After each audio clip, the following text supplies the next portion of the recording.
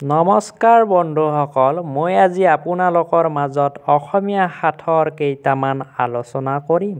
আপোনালোকে ভিডিঅ'টো প্ৰথমৰ পৰা শেষলৈ চাব। তেতিয়াহ'লে আজি আমি আৰম্ভ কৰোঁ আমাৰ প্ৰথম সাথৰটো।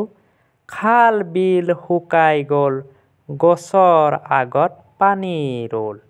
ইয়াৰে উত্তৰটো কি হ'ব? ইয়াৰে উত্তৰটো হ'ব নাৰিকল। দ্বিতীয় সাথৰটো হৈছে এঠেঙীয়া বগলী, নিতৌ নাচে গধূলি। ইয়াৰে উত্তৰটো কি হ'ব পাৰে? এঠেঙীয়া বগলী, নিতৌ নাচে গধূলি। আপোনালোকে উত্তৰটো জনাওক যিয়ে জানে। ইয়াৰে উত্তৰটো হ'ব বিচনী।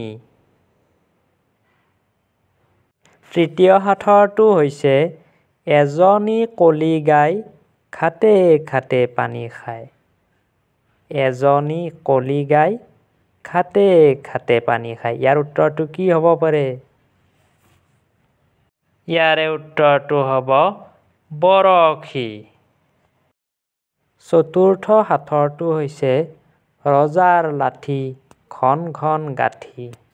ৰজাৰ লাঠি ঘন ঘন গাঁঠি। ইয়াৰে উত্তৰটো হ'ব কুঁহিয়াৰ। আজি আমাৰ পঞ্চমটো তথা শেষৰটো সাথৰ হৈছে হাবিত কাঁহে ওলাই নাহে।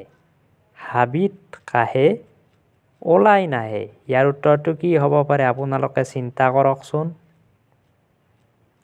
ইয়াৰ উত্তৰটো হৈছে কুঠাৰ।